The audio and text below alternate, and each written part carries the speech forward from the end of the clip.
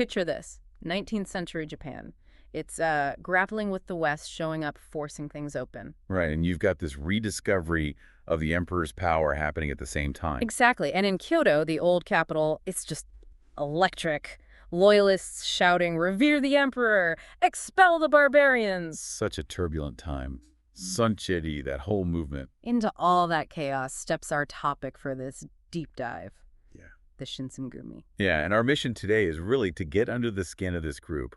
Why did this special police force, formed in those crazy last years of the Tokugawa Shogunate of the Bakumatsu period, why did it become so significant? And why do they still capture our imagination, right? We're looking at their origins, what they actually did, and, what their legacy means. We'll be drawing heavily from, well, established historical accounts like the ones you'd find detailed on Wikipedia to piece this together. Okay, so the Shinsengumi, they didn't just spring out of nowhere. Where do we start? 1862. That's the spot. The Tokugawa Shogunate, feeling the pressure, decides to create a group called the Rushigumi. The Rushigumi, basically a squad of masterless samurai, Rurouni. Pretty much. But they weren't just random guys. They were specifically recruited from martial arts schools in Edo, which was the shogunate's capital. And what was their job supposed to be? Officially. To protect the shogun, Tokugawa Iemochi, when he traveled to Kyoto. Ah, that was a huge event, wasn't it? First time a shogun had gone to meet the emperor in, centuries. Exactly. And the main topic was that incredibly controversial imperial order demanding foreigners get kicked out of Japan. Gives you a feel for the political heat. Okay, but here's the twist, right? Like something out of a movie. Uh-huh. The guy leading the Rushigumi, this Runin named Kiyokawa Hachiru, he had a totally different plan. He wasn't really pro-shogunate.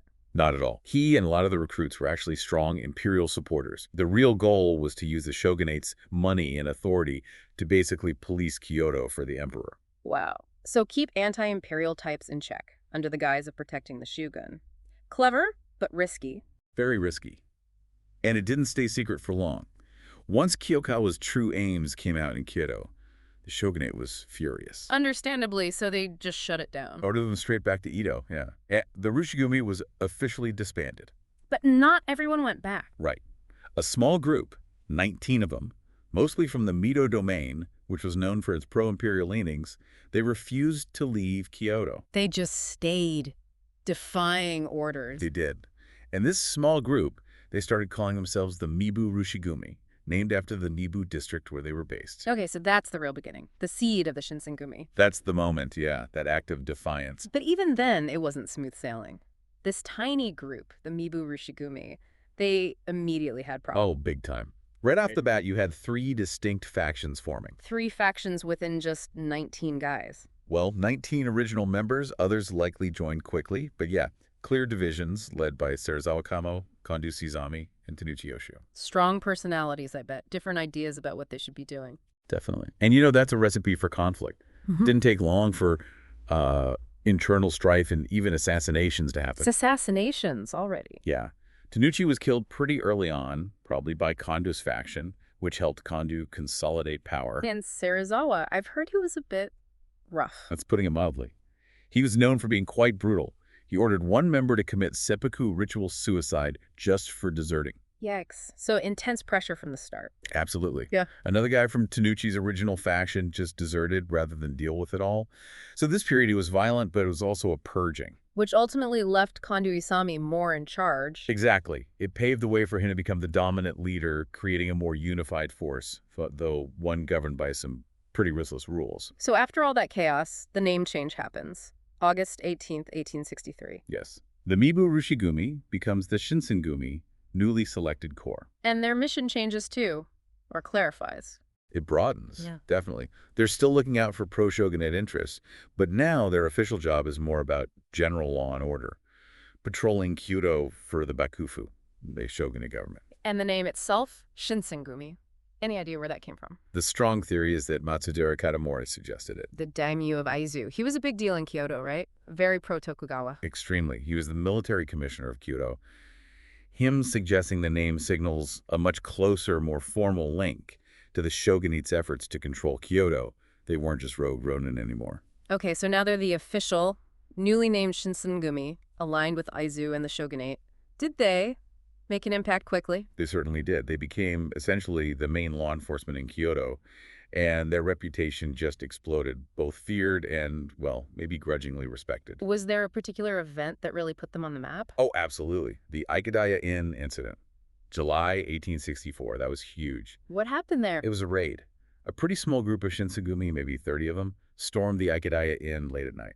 And who was inside? About 20 revolutionaries from the Choshu domain. These guys were fiercely anti-shogunate. They were meeting in secret. And the Shinsengumi stopped them. They did successfully suppress the meeting. It was incredibly significant because it's widely believed the Chushu men were plotting to set fire to Kyoto. Burn down the whole city. Wow. Imagine the chaos preventing that. Well, it brought the Shinsengumi enormous fame. Suddenly, everyone knew who they were. And I guess recruits started pouring in then. Exactly. Their numbers swelled. They cemented their image as this powerful, decisive force. Ruthless, maybe, but effective. So quite a transformation. From this small, fractured band of defiant Runin to this famous, feared police force in a really short time. It's a remarkable trajectory. And, of course, their story doesn't end there, as the whole political landscape starts to shift dramatically towards the Meiji Restoration. Right, the Boshin War kicks off, the tide starts turning against the Tokugawa. And the Shinsengumi found themselves on what would become the losing side. Fiercely loyal to the shogunate, right to the end. That loyalty, even when things looked bad, that seems key to their whole image later on. It really is. Even when the Shogun essentially pulled out of Kyoto, the Shinsengumi kept fighting. They regrouped, even got a new name for a while. Oh, yeah. What was that? The Kushin Butai. Something like Autumn Leaves Pacification Corps. Huh. Poetic, considering what was happening? A bit tragic, maybe. But a new name didn't change the reality of the war. They faced defeat after defeat against the imperial forces, who were generally better equipped. And they lost key leaders, too, didn't they? Kondō Isami? Yes, a major blow. Kondō was wounded in battle, captured in 1868, identified, and then he was executed, beheaded by the imperial army. A harsh end for their commander. Did the group just fall apart then? Not entirely, which is pretty incredible. Some members, led by Saito Hajime, kept fighting alongside the Aizu domain's forces until Aizu itself fell. And others went north, with Hijikata Toshizō. That's right. Hijikata, Kondō's second-in-command, led a contingent to join the Republic of Izo up in Hokkaido, a sort of last stand for the pro-Tokugawa cause. The Republic of Izo. That didn't last long, did it? No, it was short-lived. Hijikata fought bravely in the Battle of Hakuōki in 1869, but he was killed by a gunshot. His death must have really been the end then. Pretty much. It signaled the end of the Shinsengumi as any kind of organized fighting force. The last few surrendered soon after. The end of an era. So from that chaotic start in Kyoto to this final, almost heroic but definitely tragic end in Hakuōki, it's quite a story. It really is. And what's interesting is even after they were gone, they weren't forgotten. By 1875, some of the survivors actually got together. To do what? They erected a monument for Kondō, for Hijikata, and for all of the Shinsengumi members who died. It shows that sense of loyalty lasted. That's really something. But how are they seen, by the public right after the restoration? The winners write history. Generally, yeah. And for a long time, especially in the late 19th, early 20th century, the Shinsengumi were often painted pretty negative. As obstacles, resisting progress. Exactly. As these sort of stubborn, violent holdouts against the inevitable progressive Meiji Restoration, relics of the old system. But that's not really how people see them now, is it? That view changed. Dramatically. Especially after World War II, there was a big shift, a reevaluation. What caused that? Popular novels were huge. Kan Shimozawa's Shinsengumi Shimatsuki, and especially for Star Chief's Moyo Kember no Sword. These books humanized them. Showed their side of the story, their motivations, their struggles. Yes, their internal conflicts, their dedication, their whole way of life. It created empathy for them, even in their defeat. And now they seem to be everywhere in Japanese pop culture. Incredibly popular. It's amazing. Novels, of course, but also movies. Shinsengumi, Assassins of Honor, Taboo, When the Last Sword is Drawn. TV dramas too, right? Wasn't there a big NHK drama called Shinsengumi? A very popular one, yeah. And then there's manga and anime. Rurouni Kenshin, Peacemaker Kurogane, Hakuōki, even comedies like Gintama feature them, or characters based on them. Video games too. Oh yeah. Fuun Shinsengumi, Total War. Shogun 2 has them. Ryuga Gotoku Ishin.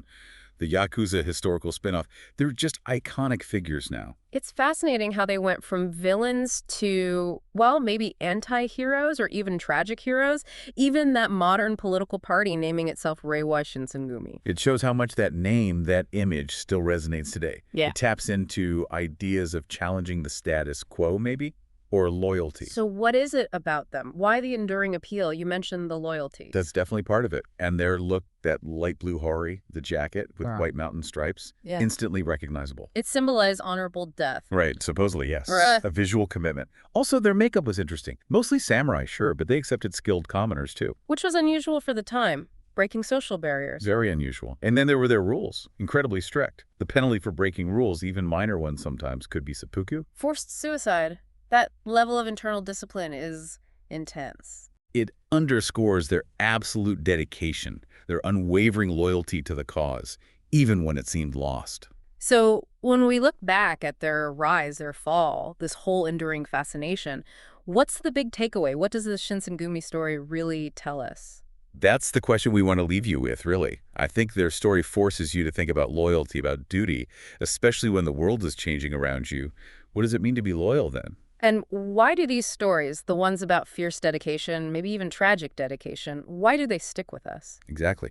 What is it about their commitment, even facing defeat, that still resonates so strongly today? Something for you to mull over.